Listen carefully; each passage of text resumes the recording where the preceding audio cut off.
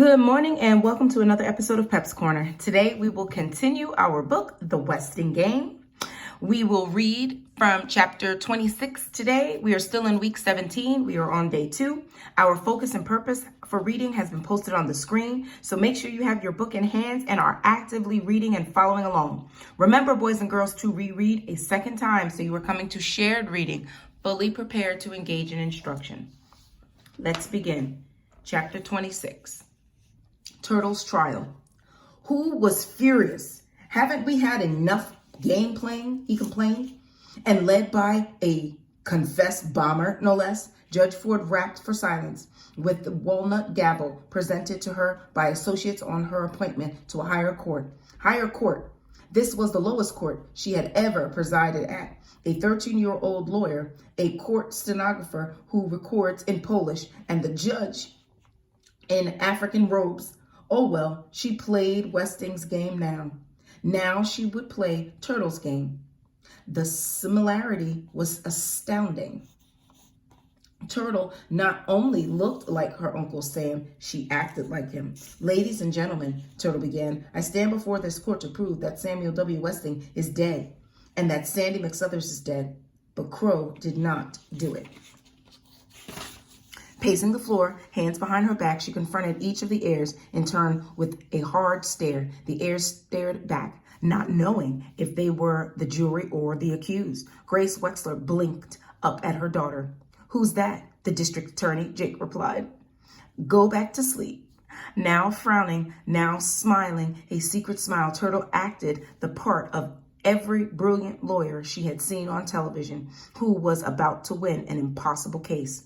The only flaw in her imitation was an occasional rapid twist of her head. She liked the grown-up feeling of shorter hair swishing around her face. Let me begin at the beginning, she began. On September 1st, we moved into Sunset Towers. 2 months later, on Halloween, smoke was seen rising from the chimney of the deserted Westing house. Her first witness would be the person most likely to have watched the house that day. I called Chris Theodorakis to the stand. Chris laid a calm hand on the Bible and swore to tell the truth, the whole truth, and nothing but the truth. What fun. You are a bird watcher, Mr. Theodorakis, are you not? Yes. Were you bird watching on October 31st? Yes. Did you see anyone enter the Westing house? I saw somebody who limped. Good. Now she was getting somewhere. Who was that limping person? It was Dr. Sykes. Thank you. You are excused. Turtle turned to her audience. Dr. Sykes was Sam Westing's friend, a witness to the will, and his accomplice in this game. On the day in question, he limped into the Westing house to build a fire in the fireplace. Why? Her next witness might answer that. Judge Ford instructed the witness to remove his aviator's helmet. His gray hair was tousled but barbered. And place your gun in the custody of the court. Oh my, Flora Baumback gasped as Otis Amber unzipped his plastic jacket, pulled a revolver from his shoulder holster, and handed it to the judge, who locked the gun in her desk drawer. Turtle was startled, as the other tenants. Mr. Amber, she began bravely, it seems that we are not all who we say we are. In other words, who exactly are you? I am a licensed private investigator. Then why are you disguised as an idiot delivery boy? It was my disguise. Turtle was dealing with a practiced witness. Mr. Amber, who employed you. That's privileged information. The judge interceded. It would be best to cooperate, Mr. Amber, for Crow's sake. I had 3 clients, Samuel Westing, Barney Northup, and Judge J.J. Ford. Turtle stumbled over her next question. What were you hired to do, and when and what did you find out? Tell us everything you know. It was unsettling to see Otis Amber act like a normal human being.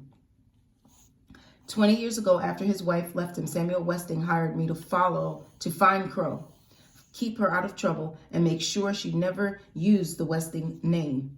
I assumed this disguise for that purpose. I mailed in my reports and received a monthly check from the Westing Bank. until last week. Then I was notified that my services were no longer needed. But Crow still needs me, and I'll stick by her no matter what. I've grown fond of the woman. We've been together such a long time. How and why did Barney Northup hire you? Amber is second in the phone book under private investigators. Maybe Joe Aaron's phone was busy that day. Anyhow, Barney Northup wanted me to investigate 6 people. What 6? J.J. Ford, George Theodorakis, James Hu, Gracie Wincopple, Flora Bomback, and Sybil Pulaski. I made a mistake on the last one. I wasn't aware of the mix-up until I looked into Crow's earlier life for the judge. It seems I confused Sybil Pulaski with Sidel Pulaski. Would you please repeat that? The court stenographer asked. Sidel Pulaski, Otis Amber repeated, then turned to the judge. I couldn't tell you about Crow's relationship to Sam Westing. Conflict of interest, you understand. Judge Ford understood very well. Sam Westing had predicted every move she would make. That's why Otis Amber, with his privileged information, was one of the heirs. That and to convince Crow, the queen, to play the game. Turtle had more questions. Are you saying that Barney Northup didn't ask you to investigate Denton Deer or Crow or Sandy? That's right. Denton Deer turned up in my report on Gracie Wincopple, the Wexlers. Barney Northup said he was looking to hire a cleaning woman for Sunset Towers, good pay and a small apartment. So I recommended Crow. I don't know how Sandy got the doorman's job. Mr. Amber, you were also hired by the judge, I assume, to find out who everybody really was. Did you investigate all 16 heirs for the judge? I didn't investigate the judge or her partner. I just bristled at the reminder of her stupidity. Therefore, Turtle continued, you have never investigated the man we knew as Sandy McSuthers for any of your clients? Never? One more question. It was a question she had planned to ask before learning that Otis Amber was not who he seemed to be. One afternoon, on the afternoon of Halloween, when we were watching the smoke in the Westinghouse chimney, you told a story about a corpse on an oriental rug. I saw it, Grace Wexler cried. I saw him. Turtle forgot the rules of the court and hurried to her mother. Who did you see, Mom? Who? Terrified by the who's, Madam Who slipped away. The doorman, Grace replied, lifting her dazed face to her husband. He was dead, an oriental rug. Jake, it was awful. Jake stroked his wife's hair. I know, Gracie, I know. Turtle returned to the witness. Mr. Amber, did you tell that spooky story to dare one of us to go to the Westinghouse that night? Not really. Sandy told me the story that morning, and we decided to scare you kids with it, being Halloween.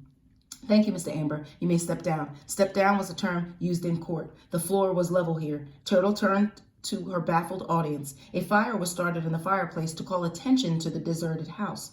Then a spooky story was told to dare someone to go into the house. That someone was me. I sneaked in the house, followed Dr. Sykes' whispers, and found the corpse of Samuel W. Westing in bed. I now called D. Denton Deer to the stand. Turtle stared at her most unfavorite heir. Intern Deer, you saw the body of Samuel W. Westing in the coffin. Did he appear to have been poisoned? I could not say he was embalmed. You are under oath, Intern Deer. Do you swear that the body of Samuel W. Westing was embalmed? What kind of trick question was that? I cannot swear to it. No, I did not examine the body in the coffin. Could the body in the coffin, which you did not examine, have been no body at all? Could it have been a wax dummy dressed in costume of Uncle Sam?